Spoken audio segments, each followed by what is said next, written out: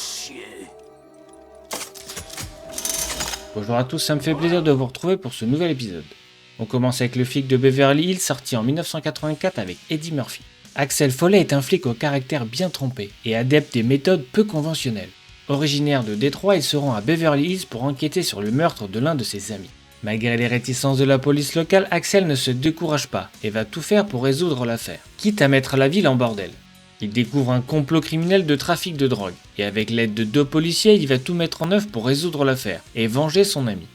Anecdote, l'improvisation d'Eddie Murphy dans le film est l'une des caractéristiques les plus remarquables de sa performance. Le réalisateur a déclaré que Murphy avait apporté beaucoup de spontanéité et d'humour sur le film, en improvisant de nombreuses répliques dans les scènes, comme celle avec ses 2 amis au poste de police où il les félicite. On voit même l'un des acteurs qui s'empêche de rire. Ou alors vous avez d'excellentes méthodes, mais ce qui est sûr, c'est qu'ils sont très spéciaux. C'est vrai, hein? De vrais champions. Ce sont des Superman. Dommage qu'ils soient si modestes. On continue avec iScarlet Darkly, sorti en 2006 avec Keanu Reeves, Robert Downey Jr. et Woody Harrelson. Dans un futur proche, l'Amérique est en proie à une épidémie de drogue nommée Substance D. Bob, un agent secret, est chargé d'infiltrer un groupe de drogués pour démanteler le réseau.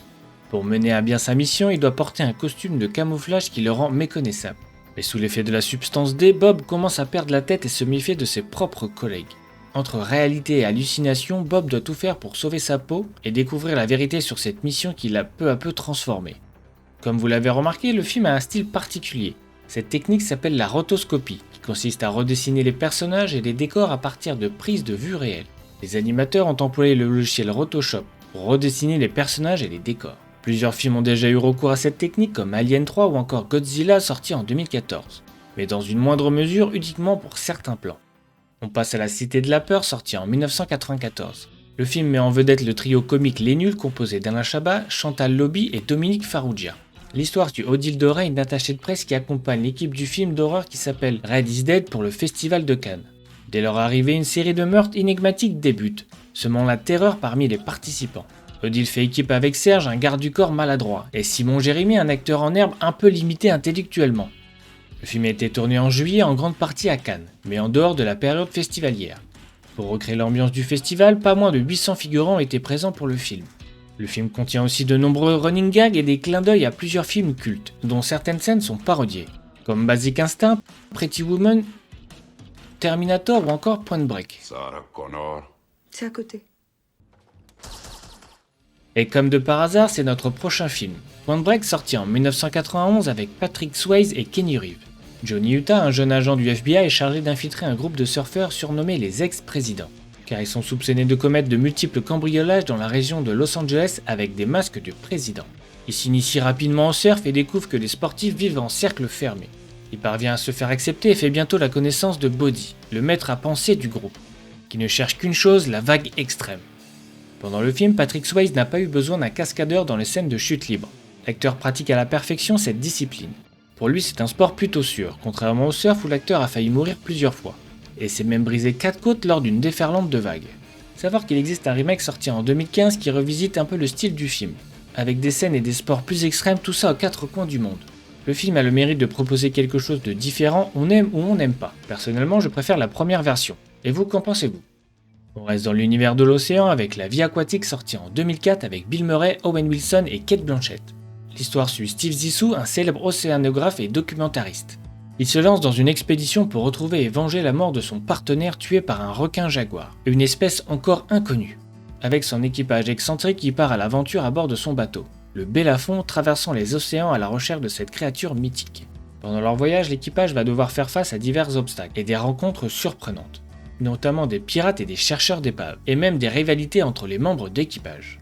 Le réalisateur Wes Anderson a une vision du cinéma bien à lui, reconnaissable par ses couleurs ou son esthétique rétro, et il aime beaucoup les animations en stop motion. D'ailleurs, toutes les créatures, les récifs de corail ont été entièrement inventés pour le film, et ont pris vie grâce à un travail de concepteur, d'équipe de construction et de peinture et d'une équipe d'animation en stop motion. On continue avec Baby Drive sorti en 2017 avec Ansel Elgort, Kevin Spacey ou encore Jamie Foxx. Baby est un conducteur exceptionnel qui utilise ses compétences au volant lors de braquages de banque organisés par un criminel nommé Doc. Mais il souffre d'un acouphène constant causé par un accident de voiture dans son enfance, ce qui le pousse à écouter de la musique en permanence pour le soulager. Alors qu'il est plongé dans ce monde de criminels, Baby rencontre Deborah et tombe amoureux d'elle. Il décide alors de se retirer de sa vie de criminel pour vivre une existence plus paisible avec elle. Cependant, se libérer complètement de son passé ne sera pas aussi simple. Le doc, qui le considère comme son conducteur de confiance, lui impose un dernier braquage. Anecdote, le réalisateur a soigneusement choisi la playlist du film, avant même d'écrire le scénario.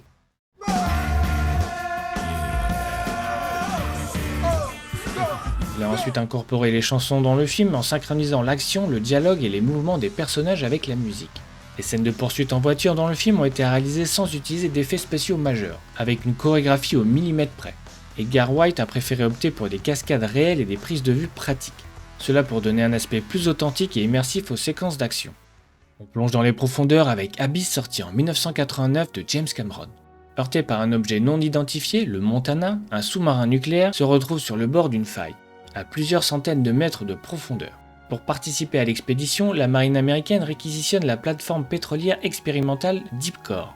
C'est ainsi que plusieurs techniciens et sauveteurs de la marine partent en reconnaissance au fond de la mer pour rejoindre l'épave.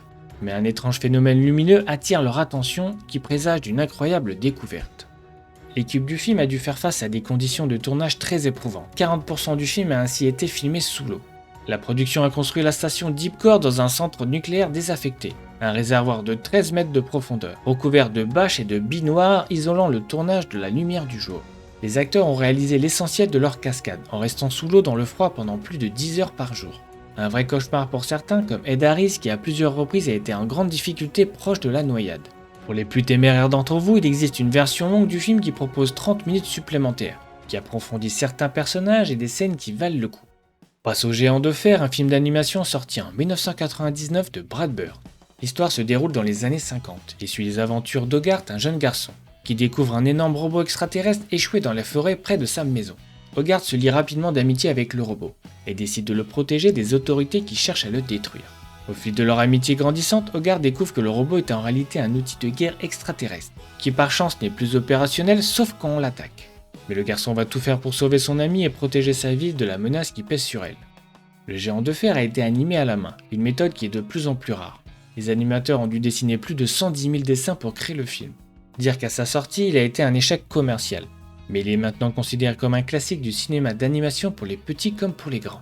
Il a été restauré en 2016 et a même été projeté au cinéma pour célébrer son 17e anniversaire, avec des scènes supplémentaires que vous pouvez retrouver aujourd'hui dans la signature édition.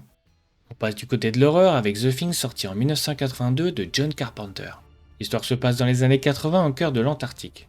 Une équipe de chercheurs composée de 12 hommes découvre un corps extraterrestre enfoui sous la neige, depuis plus de 100 000 ans. Décongelée, la créature prend vie et parasite en assimilant toute forme de vie. Isolés du monde, ne sachant plus qui est contaminé et qui ne l'est pas, les hommes vont sombrer dans la peur et la paranoïa. Malgré ses qualités non négligeables, comme d'autres avant lui, le film est un échec au box-office. La cause fut en grande partie à cause de E.T. de Steven Spielberg sorti 10 jours plus tôt, montrant une version plus rassurante des extraterrestres, et qui restera à la tête du box-office mondial pendant 11 ans d'affilée avant d'être détrôné par Jurassic Park. Devenu une référence du genre, le film a été restauré en 2017 en version 4K. Si l'univers vous attire, vous pouvez toujours voir The Thing sorti en 2011, qui est un genre de préquel au film de John Carpenter, et qui se passe avant les événements du film. On continue avec The Mask sorti en 1994 avec Jim Carrey et Cameron Diaz. Stanley est un employé de banque timide et maladroit, vivant dans son appartement avec son chien.